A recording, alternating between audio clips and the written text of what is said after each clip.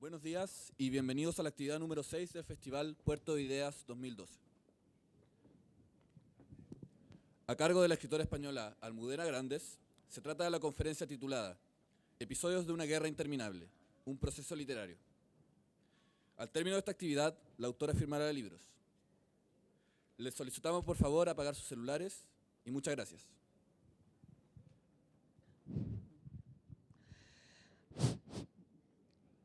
Bueno, pues buenos días, muchas gracias por estar aquí, por emplear esta mañana primaveral aquí en Valparaíso para venir a escucharme. Estoy muy contenta de estar otra vez en Chile, de encontrarme con tantos amigos que tengo en este país.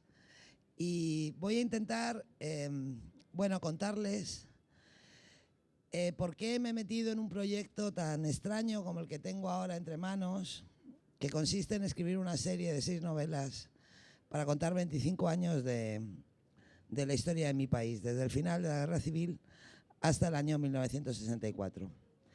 Y cuando digo todo, quiero decir aproximadamente todo, no solo estos libros, sino gran parte de lo que yo soy, del carácter que tengo, de las cosas que me apasionan, se origina en un momento que no puedo fijar, la fecha no la puedo fijar con exactitud. Hacia 1972 yo tenía 12 años y estaba cocinando en la cocina de mi casa con mi madre. A mí me gusta mucho cocinar, es la otra cosa que hago bien.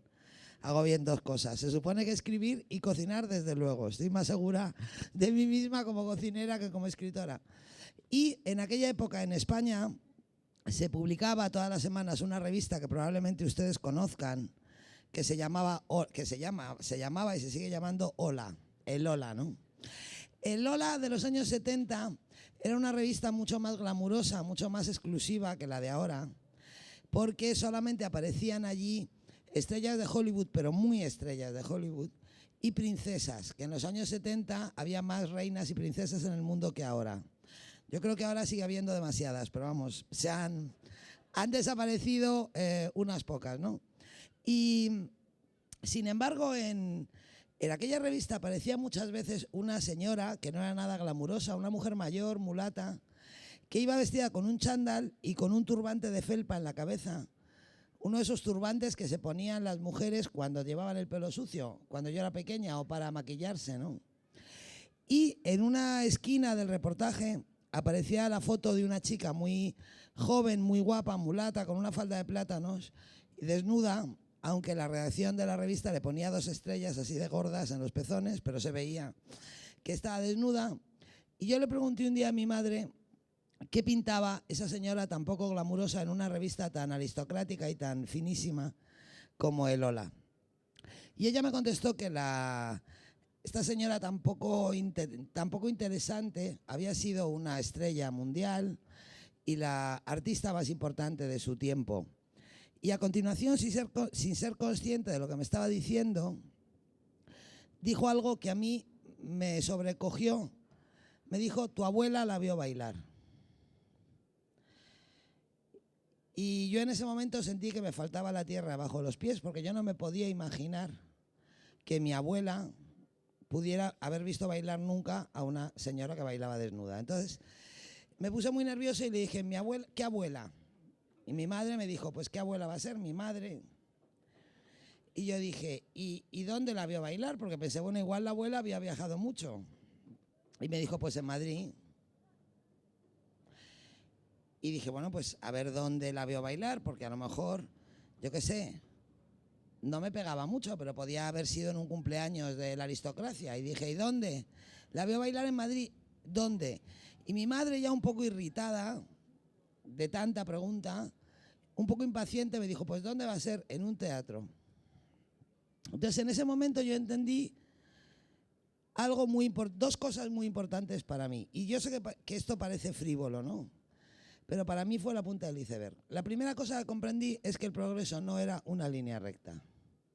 Hasta aquel momento yo había pensado que yo era más moderna que mi madre y mi madre tenía que ser más moderna que mi abuela.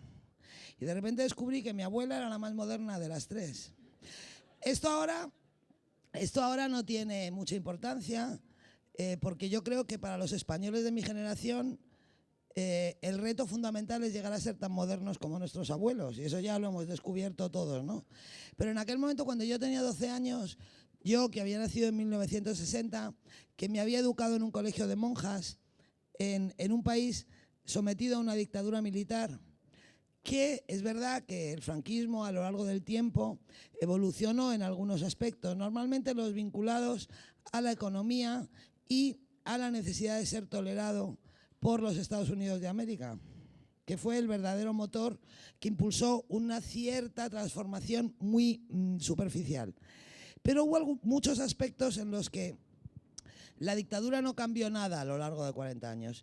Y específicamente en el tema de la educación se mantuvo una ficción de posguerra hasta el final. Hasta el punto de que yo, afortunadamente para mí, fui educada para vivir en un país que nunca existió.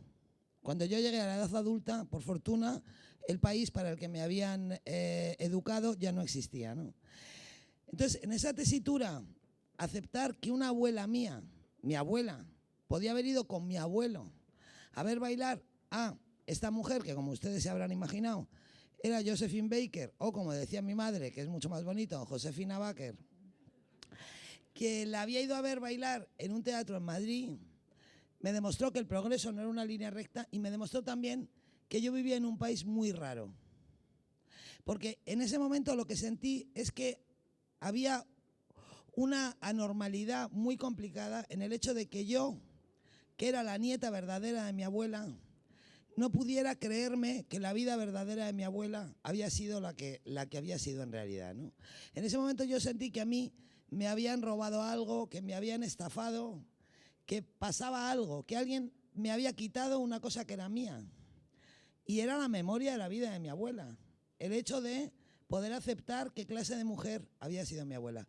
Desde aquel momento, y yo tenía 12 años, le estoy dando vueltas a la dificilísima condición de ser española y a la complicadísima naturaleza de mi país, ¿no?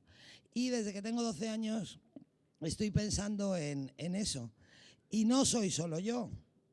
De alguna forma este es el asunto pendiente, entre comillas, de mi generación. Yo creo que cada generación en cada país tiene un asunto pendiente, un tema que resolver, una especie de obligación moral que pesa sobre sus hombros. El de mi generación, desde luego, es la recuperación de la memoria, ¿no? Y, sin embargo, cuando yo empecé a escribir, mi primera novela es de 1989, yo tenía 28 años cuando la escribí. Escribía en un país que no quería saber nada del pasado, ¿no? El efecto del pacto de la transición. No he venido a dar un meeting, lo puedo dar encantada en otra ocasión, pero no he venido a dar un meeting, pero sí me gustaría subrayar que el proceso, la vía hacia la democracia en España se asentó sobre un pacto muy preciso. La consigna fue olvidar para progresar, hasta el punto de que la transición española a lo que más se parece es a una escena de Mary Poppins, que es una película que seguramente habrán visto muchos de ustedes, todos los que sean de mi edad. En Mary Poppins hay una escena en la que llueve mucho un día y Mary Poppins sale con los niños para ir al parque, pero está lloviendo mucho, hace un día horrible. Se encuentran a su amigo Bart pintando paisajes en las baldosas, y Mary Poppins le dice a los niños: ahora cerremos los ojos y demos un salto, ¿no? Entonces los niños se cogen de la mano, cierran los ojos, dan un salto y aterrizan en un país de dibujos animados donde los peces bailan, los pájaros cantan, todo es maravilloso, y los caballos del tío Vivo, como recordarán, galopan por la pradera. Bueno, la transición española fue un poco eso, ¿no? Cojámonos de las manos, demos un salto y olvidemos, porque 40 años de dictadura los vamos a pasar por la mera voluntad de no pensar en ellos, ¿no? Esa fue la apuesta de la transición, una apuesta que en aquel momento consiguió, digamos, consolidar un Estado democrático con prácticamente ningún coste y con mucha facilidad, y que 30 años después, 35 años después, ha demostrado que la democracia española es extremadamente frágil, que tiene una fragilidad congénita, y que en una situación tan difícil como la que está atravesando mi país ahora, esa fragilidad se puede convertir en un gran obstáculo para construir el futuro. Pero voy a hablar de literatura, que es a lo que he venido. El caso es que ahora, claro, ustedes se podrán figurar que estoy pensando y hablando todo el tiempo sobre esto, ¿no? Dada la situación de mi país. Pero siguiendo con la literatura, bueno, este es un tema, el tema de la memoria, el tema de los abuelos, que no estaba nada de moda, no era nada glamuroso cuando yo empecé a escribir. Y sin embargo, el tema de la memoria ha estado presente en todos mis libros, hasta en el primero. Yo no sé si se acuerdan de Las edades de Lulú. Yo no sé cuántas novelas eróticas ha habido en la historia de la literatura cuyo protagonista sea militante del Partido Comunista, pero en la mía Pablo era militante del Partido Comunista y había estado en la cárcel, etcétera, ¿no? Y luego seguí escribiendo sobre este tema. Por ejemplo, en Malena es un hombre de tango, hay un capítulo, el capítulo en el que la abuela Soledad le cuenta su historia a Malena, que presagia, anticipa de alguna manera el corazón helado. En Atlas de Geografía Humana hay algunas historias, sobre todo la historia de la familia de Fran, que también anticipan lo que luego sería el corazón helado. Pero digamos que yo solo fui capaz de coger el toro por los cuernos, como decimos en España, de asumir este tema de frente cuando me hice mayor. Yo creo que hay novelas que uno escribe cuando quiere, pero hay novelas que solo se pueden escribir cuando uno puede, cuando ha alcanzado un grado de madurez determinado, de madurez también personal y también de seguridad en uno mismo, cuando a uno ya no le asusta asumir en mi caso, ya no le asusta asumir las cosas que es capaz de hacer. Cuando yo llegué a esa situación, a la situación de decir, bueno, ya digamos, estoy en posesión de las herramientas necesarias para mirar hacia el pasado con tranquilidad, y de frente escribí El corazón helado, una novela de la que mucha gente dice que es una novela sobre la guerra civil. No es verdad.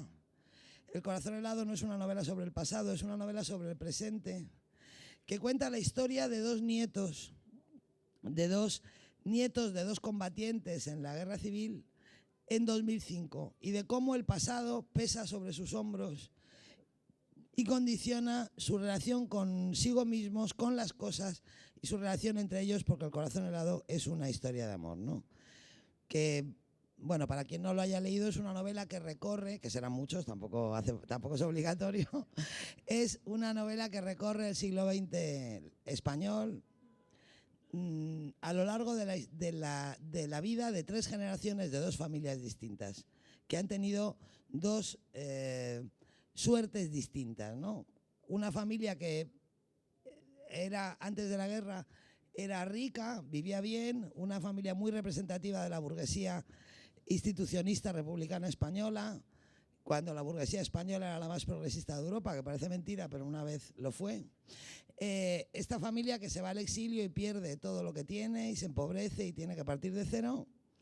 Y otra familia cuyo padre de familia es un oportunista, un individuo que es capaz de cambiar de bando todas las veces que haga falta para medrar, y que se convierte en uno de los clásicos arribistas de la transición. O sea, una persona muy bien situada y que había ganado ya mucho dinero en la última etapa de la dictadura, que consigue enriquecerse todavía más con la llegada de la democracia, ¿no?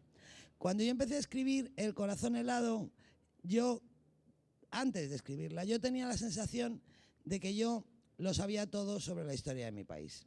Esto es una cosa muy extendida y muy curiosa en España. La historia contemporánea española es una de las más difíciles de entender que yo conozco, una historia tremendamente compleja y convulsa, y sin embargo los españoles en general tienden a pensar que ya lo saben todo. Y yo era una de las que pensaba que ya lo sabía todo, pero cuando me planteé empezar a escribir El corazón helado, tenía un par de lagunas, había un par de cosas que no conocía, ¿no? Y pensé, bueno, me voy a leer un par de libros a ver si refresco un poco y a ver si aprendo algo de la División Azul, un cuerpo de expedicionarios voluntarios español que fue a Rusia y que fue muy incómodo siempre, y por lo tanto prácticamente no hay documentación sobre él hasta muy recientemente. Y el otro tema que me interesaba era la segunda generación del exilio, porque los españoles tendemos a creer que el exilio se desarrolla entre dos puntos concretos: la salida de España cruzando los Pirineos en el 39 y la escalerilla del avión de Iberia en el 77. Y es como si los exiliados no hubieran hecho absolutamente nada, aparte de envejecer desde que se fueron hasta que volvieron en avión, ¿no? Entonces, me interesaba saber qué había pasado con la segunda generación. Si esta gente se había casado, si había tenido hijos, cómo se sentían los hijos, de dónde se sentían. Bueno, en esa pequeña investigación, lo primero que descubrí fue que yo no sabía nada, que fue una gran cosa. Y a partir de ahí, bueno, pues me enganché, como decimos en España, ¿no? Me enganché a la historia contemporánea de mi país como los niños se enganchan a los videojuegos. Es decir, fue una especie de obsesión. Empecé a leer, cada libro que leía me obligaba a leer otros 4, cada uno de esos 4 me obligaba a leer otros 4. Acabé haciendo una especie de inmersión radical en una época que no era la mía. Solamente veía cine español, solamente oía música española, solamente veía fotos españolas, solamente leía libros sobre el siglo XX español. Mi hija pequeña una vez llegó del colegio y me vio en el salón mirando una película y me dijo: mamá, otra vez viendo películas en blanco y negro, como diciendo esto. Esta mujer tiene un problema. Y en ese proceso en el que yo no pretendía encontrar historias, ni documentarme, ni leía para escribir, ni leía para nada, porque estaba escribiendo una novela muy larga que ella tenía perfectamente pensada, y era un proceso paralelo en el que yo solamente leía para intentar comprender lo que había pasado, para tener argumentos para explicarme la historia que yo quería contar. Me fui encontrando con una serie de historias, no me encontraba con cosas, me encontraba con detalles que me prometían que tenían una novela detrás. Yo escribo siempre a partir de imágenes. En mis novelas lo primero que hay siempre es una imagen. A veces son imágenes reales, que las veo con los ojos de la cara, andando por la calle, y a veces son imágenes que se forman en mi mente cuando leo algo, cuando veo algo, cuando me entero de algo, ¿no?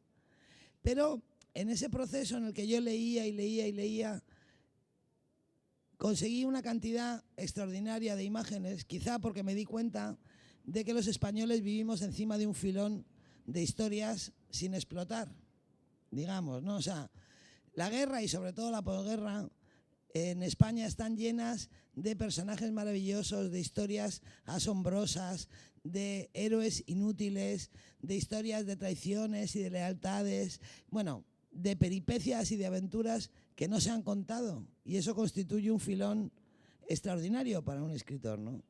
Entonces, mientras yo escribía El corazón helado, me iba encontrando, o mejor dicho, esas historias me iban encontrando a mí, se iban apoderando de mi cabeza, y yo no sabía qué hacer con ellas, porque estaba escribiendo una novela de 1000 páginas, y yo había decidido exiliar a los Fernández, y si yo les exiliaba, no podía contar al mismo tiempo lo que estaba pasando dentro. Si había decidido contar lo que pasaba afuera, salvo que hubiera escrito una novela de 3000 páginas, que tampoco era plan. Y entonces, todas esas historias que yo iba recolectando, que no sabía qué hacer con ellas, yo las pensaba, las apuntaba en un cuaderno, porque a mí me gustan mucho los cuadernos. Tenía un cuaderno para apuntar estas historias. De vez en cuando, idealmente, desde luego, las sacaba a la luz, les quitaba un poco el polvo, las pensaba y no sabía qué hacer con estas historias, ¿no? Acabé El corazón helado, me quedé exhausta porque después de escribir una novela tan larga y tan compleja como esa, no sabía qué hacer, no sabía cómo seguir. A los escritores nos gusta mucho hablar del impacto que esperamos que las obras hagan en los lectores, pero la escritura también afecta profundamente al escritor. A mí me han afectado todos los libros que he escrito. Y El corazón helado es el que me ha afectado más, porque es un libro que a mí misma me ha obligado a rescatar fragmentos de mi memoria, a tomar posición frente a un montón de historias pequeñas, familiares, cercanas. Digamos que era una novela que a mí me afectó mucho, me hizo un agujero, ¿no? Y la terminé y pensé, bueno, ¿y ahora qué hago yo? ¿Ahora qué hago yo? Porque claro, después de escribir una novela de 1000 páginas, dije, pues escribir otra de 1000 páginas no puede ser, porque voy a ser la tonta de las 1000 páginas. O sea, no se pueden escribir 2 novelas de 1000 páginas seguidas. Pero si yo me hubiera puesto a escribir una novela negra de 200 páginas, eso habría sido enormemente desconcertante, ¿no? Habría sido desconcertante para mis lectores, pero también habría sido muy desconcertante para mí. Después de aquel empeño, después de aquella aventura, de repente.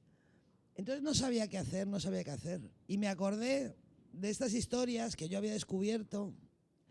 Me acordé de la que más me impresionó cuando la leí, por lo desconocido, ¿no? Que es la invasión del Valle de Arán, ¿no? El hecho de que en octubre de 1944 un ejército de 4000 hombres, excombatientes republicanos españoles que habían ganado la Segunda Guerra Mundial, que habían echado a Hitler del sur de Francia, decidieran cruzar la frontera e invadir un valle pirenaico con la intención de que los aliados se sintieran presionados y echaran a Franco del poder, ¿no?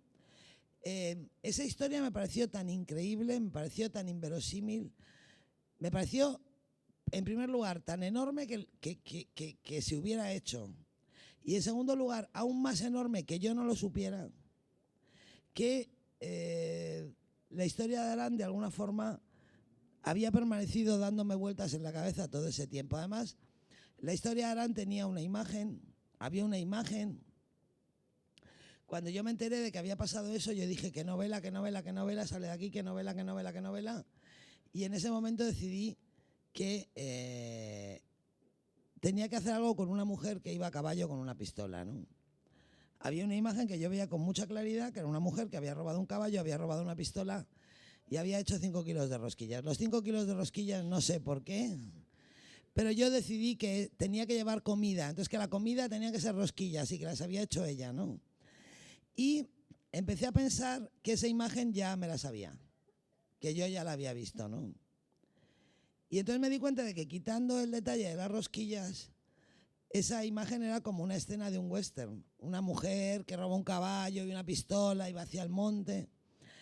Entonces decidí escribir un guión de cine. Esto da para otra conferencia. Decidí escribir un guión de cine, escribí uno muy malo. Con la complicidad de una directora de cine amiga mía, escribí uno muy malo, luego uno mejor, luego uno mejor. No conseguimos levantar la película porque a la gente le daba mucho miedo. La historia de una mujer que dispara contra guardias civiles era algo que no querían ni verlo, ¿no? Y después de estar 1 año y medio equivocándome, pues acerté. Y es muy curioso cómo es la vida, ¿no? Porque yo estuve equivocándome 1 año y medio y en acertar tardé 1 minuto y medio. O sea, cuando dije, ¿y ahora qué hago yo? Dije, pues ¿qué voy a hacer yo? Novelas, ¿no? Si yo lo que sé hacer son novelas. Entonces comprendí que el error había sido hacer un guión.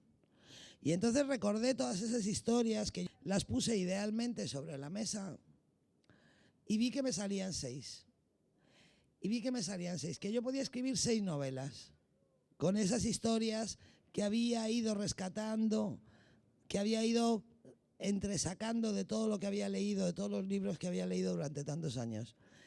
Y podía escribir 6 novelas. Y entonces pensé, claro, siempre, ¿no? 6 novelas como cuáles. Y me di cuenta de que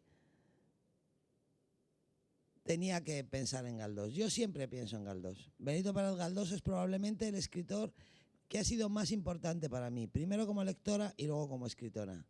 Y cuando yo tuve toda esa inmensa cantidad de información encima de la mesa y pensé que me podía servir para contar un periodo de tiempo, me acordé de Galdós, siempre me acuerdo de Galdós, porque el modelo ya estaba hecho. O sea, Galdós escribió unos libros que se llaman Los Episodios Nacionales, en los que él se inventa una historia de ficción y la encaja en el marco de un acontecimiento histórico real, de tal manera que los protagonistas de la historia real, de la historia con mayúscula, interactúan dentro de la novela con los personajes de ficción. Entonces, ese mismo modelo fue el que usó Max Aub, un maravilloso novelista exiliado español, para contar la guerra civil en 6 novelas que se llaman El laberinto mágico, que también adoptan el modelo de los episodios nacionales. Y si yo quería contar la posguerra, yo iba a contar con la misma distancia aproximada con la que Galdós contó los episodios nacionales, unos 70 años, ¿no? Entonces decidí que era una fortuna inconmensurable, que era un privilegio para mí poder intentar engancharme, poder intentar situarme en esa tradición, que era una tradición amada, admirada y sentimentalmente imprescindible para mí. Y decidí que más allá de mis limitaciones y de la diferencia entre el país en el que yo escribía y el país en el que había escrito Galdós, que se llaman España, pero no son el mismo país, y a pesar de que él es un escritor grandísimo y yo no estoy segura de tener ni remotamente el aliento que él tenía, decidí que iba a intentarlo, ¿no? Que iba a escribir una serie de episodios al modo de los nacionales de Galdós para contar 25 años de la historia de España. El primero de esos episodios se llamó Inés y la alegría y cuenta la historia de aquella mujer que robó un caballo y una pistola y se fue a ver a los guerrilleros al Valle de Arán, al monte, y se acabó convirtiendo en la cocinera del cuartel general. Ahí ya me reconcilié la literatura con la cocina, conseguí por fin tener una protagonista cocinera e incluso Inés y la alegría me dio muchas satisfacciones, entre otras una que les confesaré, que es que yo toda la vida he tenido muchas ganas de comprarme un cerdo para matarlo. O sea, yo no tengo una casa en el campo y yo no lo puedo hacer, pero en España hay muchos agricultores, en Salamanca, en Huelva, que tú les escribes incluso por internet, compras un cerdo pequeño y ellos te lo crían y cuando es grande te hacen la matanza y te mandan los jamones, los chorizos, todo a casa. Mi marido nunca me ha dejado porque dice que para qué queremos tanto si se compra muy bien en la charcutería, pero yo tenía una especie como de relación telúrica con el cerdo, que es el animal tótem de la cultura española. O sea, nosotros decimos del cerdo hasta los andares, o sea, todo es bueno, ¿no? Y entonces Inés, en Inés y la alegría, se compra un cerdo y mata un cerdo. Y entonces eso, bueno, me compensó mucho, ¿no? Y bueno, Inés y la alegría es una novela, es la primera de la serie, en la que hay unos capítulos de no ficción y otros capítulos de ficción que cuenta eso, la historia de una mujer republicana que se une a la guerrilla en el Valle de Arán y vive en primera persona la ilusión y la decepción y la retirada de este ejército que pudo cambiar la historia de España y que, como un síntoma del clima moral que impera en mi país desde la muerte de Franco, a pesar de que podría haber acortado el sufrimiento de los españoles en 3 décadas, ha permanecido absolutamente olvidada esta historia hasta la actualidad, sobre todo por una razón que tampoco puedo extenderme en contarles, pero que fue que a ninguno de los poderes que intervinieron en aquel conflicto, desde el Buró Político del Partido Comunista hasta el mismo Franco, le interesó que se supiera lo que había pasado, ¿no? Porque eso es una cosa que me fascinó.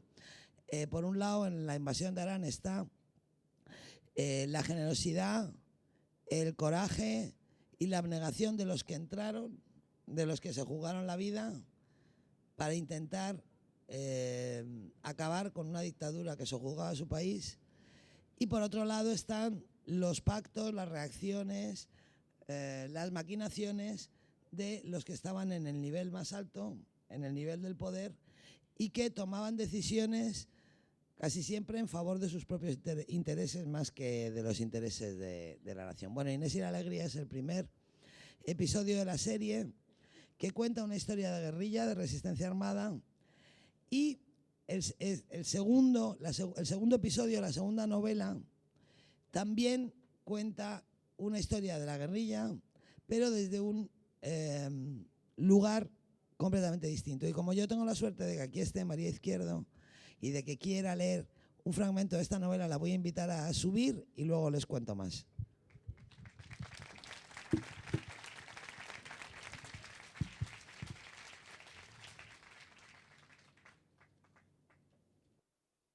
Voy a leer el inicio de El lector de Julio Verne. ¿Se escucha bien? La gente dice que en Andalucía siempre hace buen tiempo, pero en mi pueblo, en invierno, nos moríamos de frío. Antes que la nieve y a traición, llegaba el hielo. Cuando los días todavía eran largos, cuando el sol del mediodía aún calentaba y bajábamos al río a jugar por las tardes, el aire se afilaba de pronto y se volvía más limpio. Y luego viento, un viento tan cruel y delicado como si estuviera hecho de cristal. Un cristal aéreo y transparente que bajaba silbando de la sierra sin levantar el polvo de las calles. Entonces, en la frontera de cualquier noche de octubre, noviembre, con suerte, el viento nos alcanzaba antes de volver a casa y sabíamos que lo bueno se había acabado. Daba igual que en uno de esos viejos carteles de colores que a don Eusebio le gustaba colgar en las paredes de la escuela, pudiéramos leer cada mañana que el invierno empieza el 21 de diciembre. Eso sería en Madrid. En mi pueblo, el invierno empezaba cuando quería el viento, cuando al viento se le antojaba perseguirnos por las callejas y arañarnos la cara con sus uñas de cristal, como si tuviera alguna vieja cuenta que ajustar con nosotros, una deuda que no se saldaba hasta la madrugada, porque seguía zumbando sin descanso al otro lado de las puertas, de las ventanas cerradas, para cesar de repente, como empachado de su propia furia, a esa hora en la que hasta los desvelados duermen ya.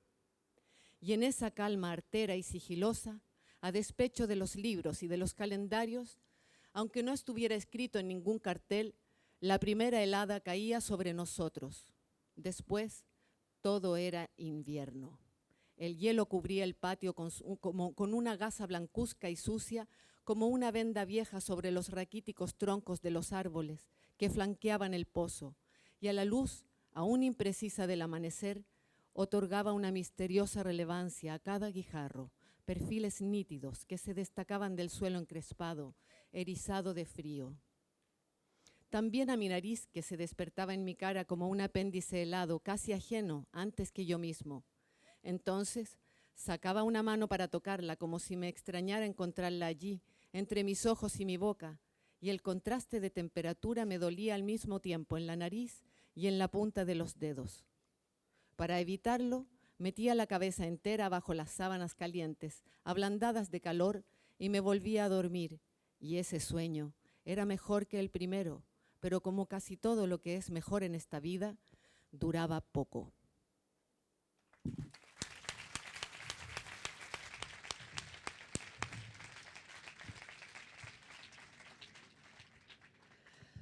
Bueno, el narrador de esta historia, el personaje al que María le ha puesto voz, es un niño de 9 años que vive en la casa cuartel de un pueblo de Jaén, de la Sierra de Jaén, en los que probablemente, yo creo, estoy segura, han sido los años más feroces, los años más crueles de un siglo feroz, de un siglo cruel para los españoles como es el siglo XX.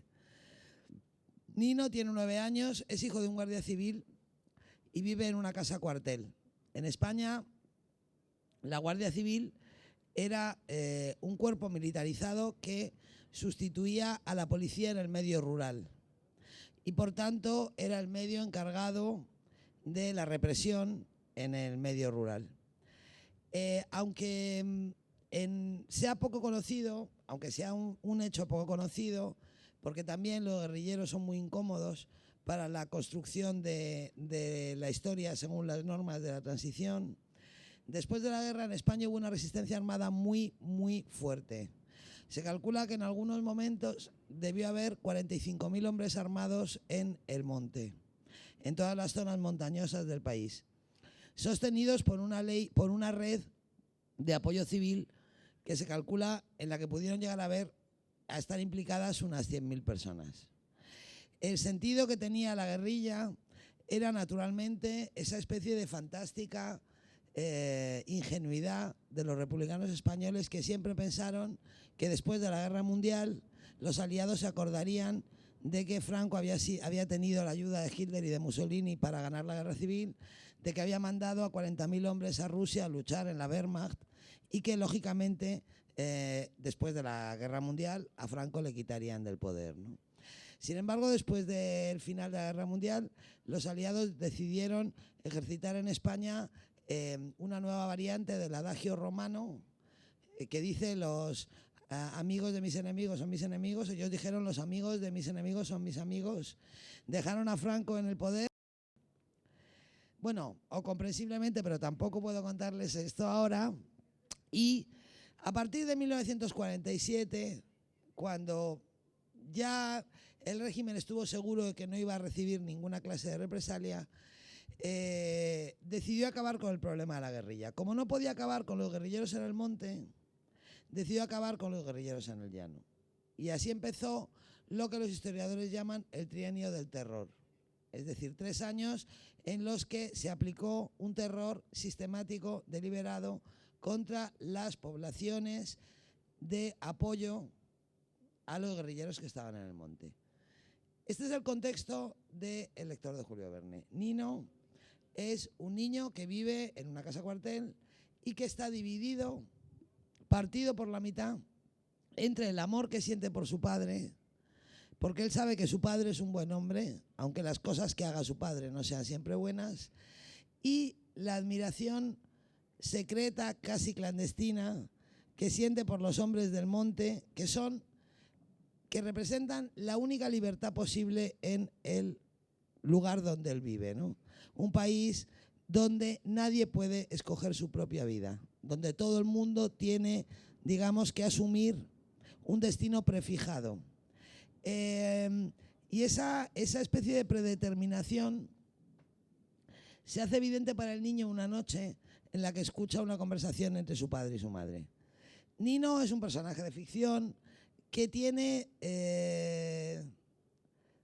características de una persona real, que es un amigo mío, que se llama Cristino Pérez Meléndez, que es catedrático de Psicología en la Universidad de Granada, y un amigo de mi marido, de Luis García Montero, desde hace muchos años, hace ya muchos años que también es amigo mío, y una vez en un viaje por el norte de España, por el norte de África, por lo que antes fue el protectorado español, yo le pedí a Cristino, que era el que nos hacía de guía, que nos llevara a Arcila. Arcila era una antigua ciudad del protectorado donde mi abuela, la que vio bailar a Josefina Baker en un teatro, había vivido de pequeña, por razones que no he conseguido desentrañar. Voy a abrir un paréntesis para decir que en mi caso la generación más interesante de mi familia sin duda es la de mis bisabuelos. Y cuando acabe esta serie de novelas, a lo mejor voy a escribir un libro sobre mis bisabuelos, en el que tendré que inventarme la mitad porque no ha llegado nada de ellos, ¿no? Pero bueno, yo le dije a Cristino que me llevara a Arcila, donde pasó su infancia mi abuela, donde pasó una parte de su infancia mi madre, un lugar muy bonito y muy incomprensible, que me pareció tan hermoso y al mismo tiempo tan ajeno, como si fuera una belleza cruel, ¿no? Una belleza espectacular, pero que no era para 2 niñas españolas que debían estar como perdidas allí en 2 momentos. Bueno, me emocioné mucho, me puse a llorar. Yo creo que el llanto mío de aquella mañana creó un clima particular, y en el viaje de vuelta a Tánger, Cristino me contó cosas que a mí no me había contado nunca, que él se había criado en una casa cuartel, que en la casa cuartel de su pueblo habían hecho obras muchas veces para correr los tabiques y poder meter a más guardias en el mismo espacio, porque estaba en una zona guerrillera, que había llegado a haber allí 8 guardias civiles para una población de 300 personas, y que como los tabiques eran tan finos, él oía cosas que no debía haber oído un niño, ¿no? Oía los gritos de los torturados, por una parte, y también una noche oyó una conversación entre su padre y su madre, en la que su padre le decía a su madre: Mercedes, estoy muy preocupado porque el niño no crece. Y si el niño no crece, no va a dar la talla y no va a poder ser guardia civil. Entonces he pensado que lo que conviene es que estudie mecanografía, porque así, aunque sea bajito, pues puede trabajar de oficinista en un ayuntamiento y se va a ganar muy bien la vida, ¿no? Esta historia real que me contó mi amigo Cristino me impresionó mucho. Yo no tenía ni idea de que le había podido pasar por una cosa así, pero lo que me impresionó más fue que me contó que a partir de ese día él salía de la escuela y cuando todos sus amigos iban a jugar al fútbol, él iba a la oficina de la Casa Cuartel, que debía ser un sitio sumamente siniestro, y allí le ponían un tomo de la Enciclopedia Espasa y un cojín encima de una silla para que llegara a la máquina de escribir, y mientras hacía ejercicios en la máquina de escribir las piernas no tocaban el suelo.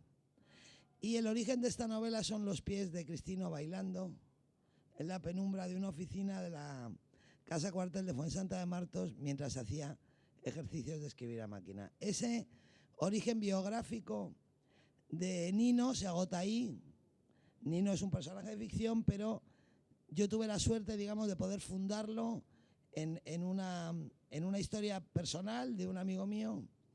Y como Cristino, Nino tiene que tiene que aprender a escribir a máquina por la misma razón que él, porque su padre dice que va a ser muy bajito. Mi amigo Cristino mide casi 1,80 m. Eso lo digo siempre para que no se agobien los lectores. O sea, que luego creció y no fue guardia civil, ¿no? Pero Nino, volvemos a la ficción, tiene que ir a dar clases de mecanografía al otro lado de la frontera, digamos. En Fuensanta de Martos hay un cruce de caminos, un lugar que llaman El Cruce, que aparte de un cruce de caminos es una frontera simbólica entre el llano, la zona protegida, donde la gente puede andar sola sin tener encuentros indeseables, y el monte, el territorio de la guerrilla, donde aventurarse tiene sus riesgos. Y aunque sea hijo de un guardia civil, Nino tiene que cruzar esa frontera todas las tardes, porque la única persona que puede enseñarle a escribir a máquina es una mujer que vive al otro lado del cruce, en un cortijo, en una casa aislada en medio del monte.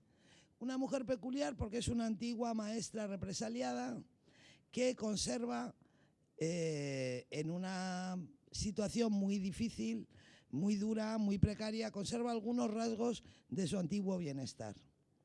En una casa perdida en el monte tiene una cama con una colcha de terciopelo rojo, tiene una mesa, tiene una máquina de escribir y en unas cajas de fruta apiladas para hacer de librería tiene 300 libros. Más libros de los que Nino ha visto nunca en su vida. Cuando Nino llega a su casa y ve los libros, le dice a doña Elena: usted debe ser muy feliz. Y ella le dice: pues no soy feliz. ¿Por qué lo dices? Y él dice: hombre, teniendo tantos libros, debe ser usted muy feliz. Ella no es feliz, pero le presta las 15 novelas de Julio Verne que ha conservado. Libros que ha conservado con la intención de que los lea su nieta, que es una niña que no lee, y por lo tanto que Nino puede ir leyendo uno detrás de otro. Mientras lee estas novelas de aventuras, Nino consigue escapar de una realidad odiosa, consigue escapar de la realidad odiosa de su pueblo, de la Casa Cuartel, de las cosas que escucha por las noches, pero al mismo tiempo aprende a mirar el mundo de otra manera. Aprende que la bondad y la maldad, la lealtad y la cobardía, el heroísmo se formulan de una forma distinta a las que él ha aprendido, que el mundo es un lugar distinto de lo que a él le han enseñado. Y mientras lee esas novelas, su vida se va convirtiendo en una aventura semejante a los argumentos de las novelas que lee, aunque él no se dé cuenta.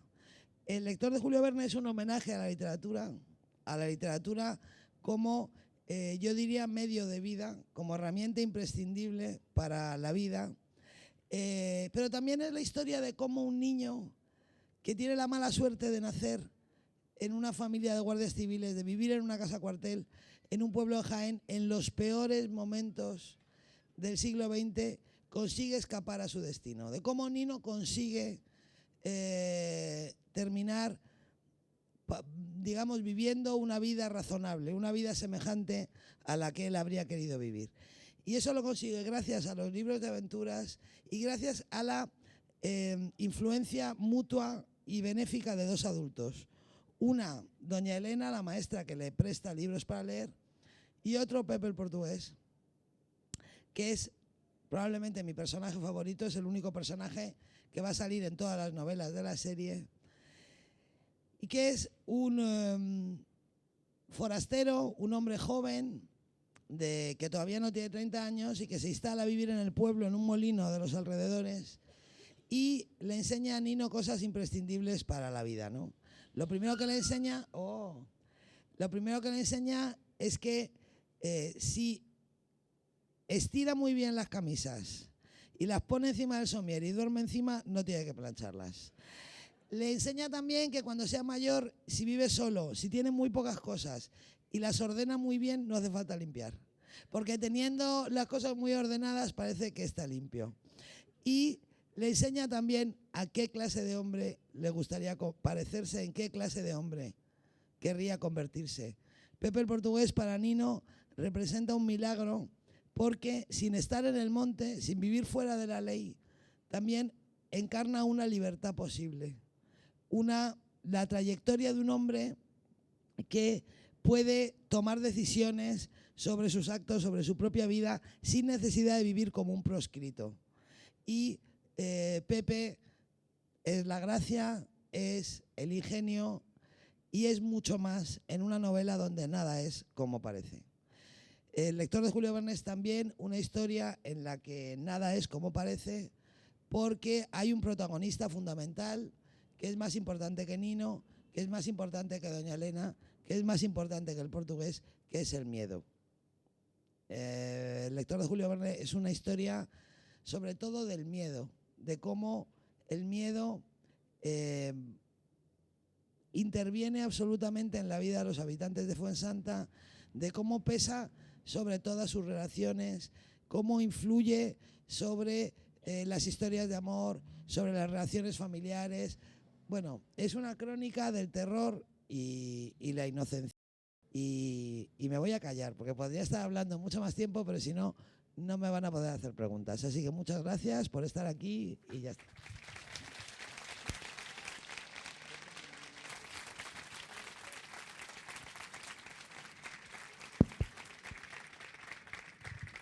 Agradecemos la presentación de Almudena Grandes. Ahora tenemos la posibilidad de realizar algunas preguntas.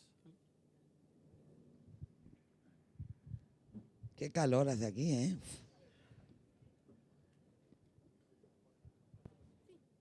Hola. Se trata de Inés y la alegría. A mí me impresionó mucho el sufrimiento de Inés en la cárcel y quiero preguntarte si tuviste la oportunidad de conocer a muchas mujeres que hayan vivido y sobrevivido en las cárceles del franquismo. Sí, he conocido algunas y sobre todo he leído muchos testimonios. Digamos que he conocido algunas personalmente, a las que estaban en la cárcel y a las mujeres de los presos, que también tienen una historia muy considerable, ¿no? Pero sí, he conocido algunas, y algunas, por ejemplo, Tomasa Cuevas, una mujer que estuvo presa un montón de tiempo y que además dedicó muchos años a reunir un libro de testimonios de mujeres presas en las cárceles de Franco. Llegué a conocer a Juana Doñas y he llegado a conocer a muchas de estas mujeres, a Manolita del Arco, y siempre me ha impresionado mucho, pero fíjate, en el caso de Inés, claro, era el sufrimiento, ¿no? Lo de dormir en una baldosa y media, lo de la sarna, lo de que no tuvieran agua para lavarse, la humillación constante a la que eran sometidas, el espantoso episodio de los bebés robados. Es muy curioso cómo España prácticamente ha sido un laboratorio de los horrores del siglo XX mundial, ¿eh? O sea, antes de que a nadie se le ocurriera concentrar a presos en los estadios, Franco usó las plazas de toros. Antes de que se robaran niños en Argentina, mucho antes, hubo una red de robo de niños en España. Bueno, hemos ido inventando el horror tenemos ese dudoso honor, ¿no?, de haber ido perfeccionando el horror a lo largo del siglo XX. Y sí, las conocí y además te voy a decir una cosa, podría haber escrito páginas mucho más truculentas. Yo tiendo a evitar la truculencia porque creo que es mal negocio. Que creo que es mal negocio literario y creo que es mal negocio incluso moral, porque la truculencia tiende a hacer que el lector desconfíe. Digamos, cuando se tuerce mucho el vástago de lo comprensible, todos tendemos a pensar que se está exagerando, ¿no? Entonces yo tiendo a contener la truculencia, pero esa historia fue verdaderamente terrible. Pero lo terrible fue la historia en sí y luego los testimonios de estas personas que te lo cuentan como si nada, que te cuentan su vida como si hubiera sido una vida normal. Y entonces te dicen, no, y entonces me cogieron y me llevaron a Ventas, en Ventas lo pasé fatal y tuve una anemia perniciosa y casi me muero, pero luego me trasladaron a Burgos, en Burgos estaba mejor porque tenía compañeras y luego no sé qué, hicimos un plante, me trasladaron a Alcalá de Henares, hicimos esto y lo otro y te lo cuentan como si fuera una vida normal, ¿no?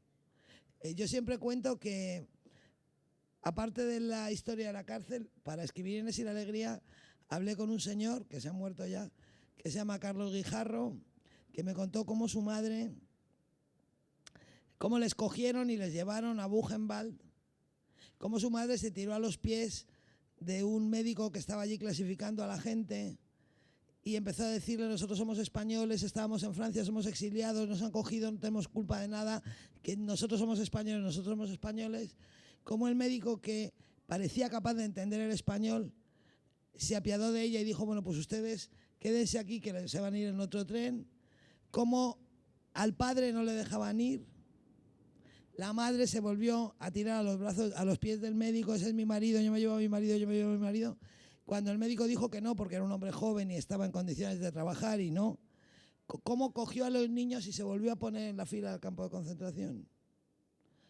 Una historia de verdad increíble. Y cómo después de todo y de haber saltado del tren en Poitiers, su padre y ellos dos vinieron en lo de Arán, que a mí me dejó alucinada y lo contaba como si fuera lo más corriente del mundo, ¿no? Esa es lo más impresionante de los testimonios de los presos españoles y de los republicanos españoles, que no le dan absolutamente ninguna importancia a lo que hicieron y cuentan su vida como si fuera una vida corriente, ¿no? Y se ríen. Y en ese sentido las mujeres son curiosas porque son como mucho más animosas todavía que los hombres, ¿no? Y te cuentan las amigas que hacían, cómo se enseñaban a hacer zapatillas las unas a las otras, cómo cuando una se ponía de parto se rajaban las enaguas y cómo cortaban el cordón del niño. Bueno, unas cosas alucinantes y te lo cuentan como si no tuviera ninguna importancia. Yo creo que es un ejemplo y son un ejemplo absoluto, y en una situación tan dura como la que España está viviendo ahora, creo que mirar hacia esa experiencia sería una forma buenísima de salir del hoyo. Sí. Gracias por estar en Valparaíso. Y mi consulta es respecto al tema del humor, que a veces con la dictadura pareciera que desapareciera también. Entonces, ¿cómo se ha enfrentado respecto del sentido del humor o el tema del humor en la historia que cuenta? Porque pareciera, digamos, que a veces es bastante difícil poder incluirlo. Esa es mi consulta. Bueno, mira, yo creo que yo solo podría escribir las novelas que estoy escribiendo, solo he podido escribirlas después de hacer un proceso que me ha permitido, digamos, perderle el respeto a la historia real. En Inés y la alegría, Dolores Ibarruri es un personaje, Jesús Monzón es un personaje. Yo solo he podido escribir esa novela cuando he comprendido que eran gente corriente y que tenía que tratarlos exactamente igual que a otros personajes inventados, ¿no? Entonces, bueno, lo de meter humor en las historias es una consecuencia de la perspectiva. O sea, si tú eliges una perspectiva de un foco que está muy pegado a la realidad, y yo he intentado escribir estas historias con muy poca solemnidad, tratar a los personajes como si fueran personajes contemporáneos, digamos, no hacer una diferenciación entre los personajes de los años 40 y los de los artículos que escribo en El País Semanal cada 2 semanas, pues el sentido del humor tiene la misma pertinencia, tiene la misma lógica que el amor o que la amistad o que las fiestas o la risa, ¿no? O sea, naturalmente, en una situación muy dura, en años muy duros, la gente se ríe, la gente se enamora, la gente se lo pasa bien, la gente hace amigos, la gente es capaz de, incluso eso, de reírse hasta llorar. Y eso yo sé que es verdad porque ¿el qué? ¿Quién ha dicho que puras mentiras? Ah, bueno, hombre, si entra adentro puedo hablar con él, ¿no? Sí. Si entra adentro la persona que lo ha dicho podemos hablar, si no, no. Bueno, entonces, evidentemente, por muy dura que fuera la situación, yo creo que la gente vivía, se reía, se enamoraba, se casaba, tenía hijos. Y entonces la forma de contar esos años tiene que incluir el humor. Tiene que incluir el humor, igual que tiene que incluir el amor, igual que tiene que incluir todo, ¿no? Las cosas buenas y las malas. Yo creo que eso permite crear un relato mucho más verosímil que optar por un dramatismo incontrolado. Es difícil, pero no es tan difícil. Escribir es difícil, siempre.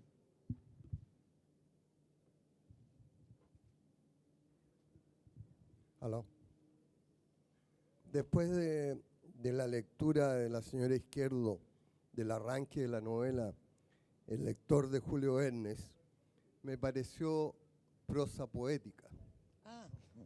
Me gustaría saber cuáles han sido sus autores preferidos que la han llevado a mejorar su literatura. Bueno, es muy difícil, así contestar a esa pregunta es muy difícil, porque han sido muchos y han ido cambiando a lo largo del tiempo. Pero sí es verdad que para mí la poesía siempre ha sido muy importante. Yo nunca he escrito poesía, pero siempre he leído mucha poesía. Yo nunca he escrito poesía porque mi padre y mi abuelo eran poetas, poetas aficionados, no poetas publicados, ¿no?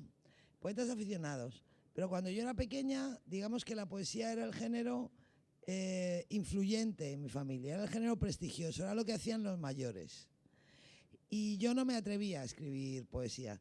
Pero yo leía mucho porque a mí me leían mucho.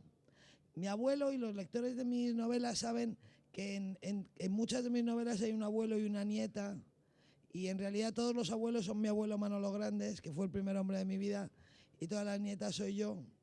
Y mi abuelo Manolo Grandes, que era poeta, aficionado, me leía muchísima poesía. Yo no puedo oír, por ejemplo, recitar la canción de los lagartos de Lorca sin ponerme a llorar, porque es que la oigo con la voz de mi abuelo, porque me la recitaba muchísimo. Y la poesía ha sido muy importante para mi formación literaria y para mi formación personal, porque en definitiva, digamos que yo creo que la literatura hace crecer a los lectores como lectores, pero también como personas, ¿no? Y entonces, como es evidente, acabé enamorándome de un poeta, porque estaba predestinada, ¿no? Entonces la poesía ya fue más importante en mi vida. Entonces, no sé, he hablado antes de la influencia de Galdós, porque es verdad que yo creo que los novelistas del 19 son los auténticos maestros de la novela, los que, digamos, fijaron verdaderamente los rasgos fundamentales del género.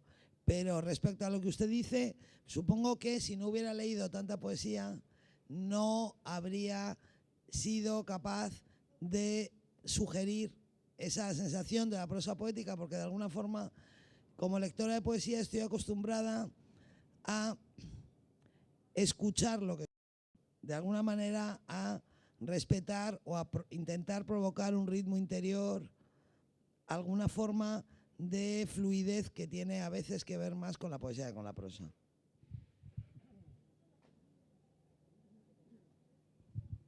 Yo te quiero llevar a algo mucho más banal. ¿Cómo haces tú en tu vida diaria para estar metida en estos mundos terribles y después relacionarte con tus hijas, con la cocina, con cómo sales, cómo haces esa...? porque no salgo. A ver, claro, escribir una novela para mí, y ahí voy a decir siempre una cosa, que respecto a esto yo hablo de mí, yo no sé cómo es escribir para otros novelistas, hablo de mí, pero para mí escribir una novela es como tener una vida doble. Hay una situación como de cierta esquizofrenia porque yo vivo en mi vida, soy Almudena Grandes Hernández, que vive en Madrid, papán, mis hijos, tal, no sé qué. Pero al mismo tiempo yo, desde que empiezo a escribir una novela, estoy viviendo también en la novela. Y se trata de llevar para adelante las dos vidas a la vez, de la misma manera que no puedo renunciar a la mía, no puedo decidir dejar de ser Almudena Grandes, aunque a veces tendría ganas, pero no puedo. Pues tampoco puedo renunciar a la vida de la novela sin pagar luego un precio muy alto, ¿no? Porque perder la concentración es lo peor que te puede pasar cuando escribes una novela. Y lo que es muy importante es aislar muy bien las dos vidas. Es muy importante aislarlas muy bien porque no pueden, mi estado de ánimo civil, digamos, no puede repercutir en mi trabajo literario, porque entonces, si fuera así, cuando yo estoy contenta, todo saldría bien, serían todos muy felices, y cuando yo no tengo suerte, todo saldría mal en la novela y serían todos muy desgraciados. Entonces, se trata de aislarlo. ¿Cómo se puede hacer? No lo sé. Yo escribo todos los días en las únicas horas del día en las que estoy sola. Digamos que por las mañanas todo el mundo se va. Yo parezco un monstruo, pero siempre digo que ¿cuál es la parte, el día de la semana que le gusta más? Yo digo el lunes por la mañana, porque es cuando se van todos. O sea, llega la asistenta, entonces no tengo que no tengo que limpiar, ni hacer el desayuno, ni nada.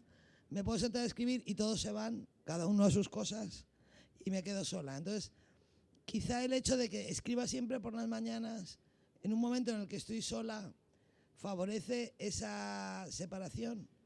Es muy curioso porque solamente al final de una novela, cuando ya estoy acabando, cuando ya estoy, digamos, literalmente invadida, puedo escribir por la tarde. Pero el resto del tiempo no, escribo solo por la mañana y de alguna forma acoto un espacio de mi vida para la novela y dejo el resto de mi vida para... Y cuando escribo no cojo el teléfono, ni siquiera tengo el teléfono con sonido. Se puede estar cayendo, a veces se cae Roma y no me entero. Pero bueno, digamos, procuro mantener esa sensación de que estoy en otra parte. Y eso a lo mejor me ayuda a escribir. ¿Me podría hacer el favor de dar una idea suya, su punto de vista sobre Guernica? Bueno, mi punto de vista sobre Guernica es un punto de vista bastante conocido. Digamos que el bombardeo de Guernica está muy estudiado, ¿no? Parece ser que el bombardeo de Guernica se sabe con toda certeza que fue obra de la Legión... eso no lo sé, pero eso lo tiene que buscar, si lo busca en internet probablemente encuentre el dato. El bombardeo de Guernica consistió en que la Legión Cóndor, los alemanes que luchaban con Franco en la guerra civil, probaron, además se supone que probaron en Guernica una técnica determinada de bombardeo que luego aplicaron en la batalla de Inglaterra, no solo en Guernica, lo habían probado en Aluche, lo habían probado en Madrid varias veces, un modelo de bombardeo masivo con unas pautas determinadas, que yo no se lo puedo decir, pero los historiadores lo han estudiado, ¿no? De intervalos y de progresión y redujeron Guernica absolutamente a las ruinas. O sea, no quedó absolutamente nada porque además bombardearon un día de mercado. Con lo cual todo el mundo estaba en la calle y entonces el número de víctimas se elevó. El resultado de Guernica fue tan salvaje que Franco no lo asumió nunca. Y los franquistas dijeron siempre que habían sido los republicanos los que habían bombardeado Guernica. Una cosa absurda, puesto que Guernica era republicana, ¿no? Pero no le puedo decir el número de víctimas, no lo sé, pero yo creo que hay estudios. Prácticamente exterminaron a la población del pueblo. No sé cuántos habitantes tendría el pueblo, pero desde luego exterminaron. Bueno, es que hay historias muy duras en la historia de España, muy inverosímiles.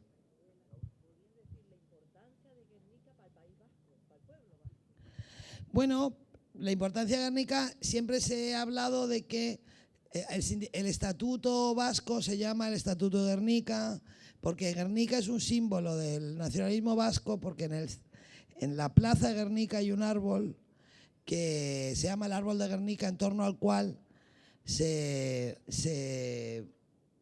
convierte, es como el árbol totémico del nacionalismo vasco.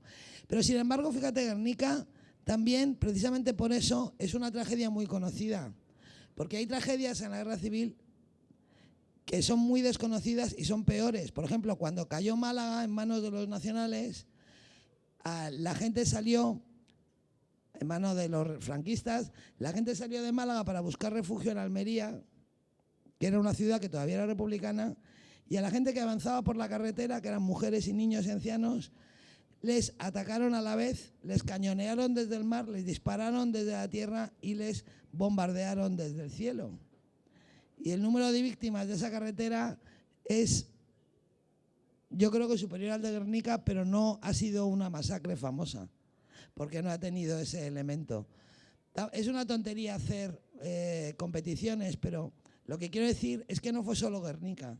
O sea, hubo muchos lugares donde sin ese simbolismo, porque en la carretera de Málaga a Almería no había ningún simbolismo, pues era una carretera que iba de Málaga a Almería, no había nada más, se masacró a la gente igual. La última, a ver, ¿la última cuál es? Gracias por su presencia. Mi pregunta puede parecer un poco extraña, pero usted ha dicho que tiene amigos en Chile. Me gustaría saber si usted conoce alguna novela o historia escrita en Chile, o si conoce algún escritor que haya escrito con esta mirada suya, ¿no es cierto?, sobre nuestra propia dictadura, más allá del relato y de la crónica de las turbulencias que efectivamente ocurrieron, o si hay algún escritor o escritora que pudiera tener ese potencial de la mirada suya, que me parece muy interesante, digamos. Hombre, yo creo que está Pablo Simonetti aquí haciéndome gestos. No, yo lo que creo es que es una historia distinta. Quiero decir, o sea, es una historia distinta. La dictadura chilena, no sé cuánto tiempo duró, menos de 10. ¿Cuánto tiempo duró?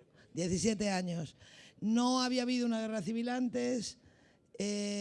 Yo creo que cada país, igual que cada escritor tiene que encontrar su manera de contar, probablemente cada literatura tiene que encontrar una mirada y una forma de contar distinta, ¿no? Que se ajuste mejor a las exigencias de los lectores. Yo creo que escribir una novela, a pesar de que en los últimos tiempos parece que no, porque todo el mundo, por lo menos en España, escribe novelas, los locutores del telediario, los políticos, todo el mundo. Pero escribir una novela para los novelistas no es un acto trivial. O sea, no escribes una novela por escribirla, la escribes porque necesitas contar algo, porque supones que los lectores necesitan que les cuentes algo, porque quieres expresar un malestar, porque quieres expresar un sufrimiento o una incertidumbre, porque hay algo que te impulsa a intentar explicar lo que estás viendo, ¿no? Y probablemente en cada país existe una forma distinta de encarar esta historia. Yo creo que sí, en la literatura chilena, yo creo que ha habido muchas novelas que se han acercado. Arturo Fontaine, desde luego, aquella novela del, que no me acuerdo ahora del título tan bonita, El internado. Claro, sí, yo creo que sí. Ahora, mi perspectiva, pues probablemente no, porque cada escritor y cada literatura tiene que encontrar su camino para contar lo que les interesa, porque no se trata de copiar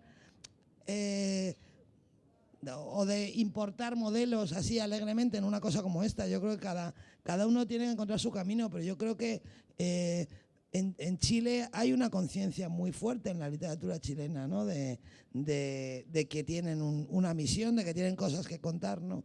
E incluso, como ocurre en España, hay novelas que, sin hablar expresamente de la dictadura de Pinochet, para alguien que viene de una dictadura se nota que eso es algo que está flotando, ¿no?, en el ambiente.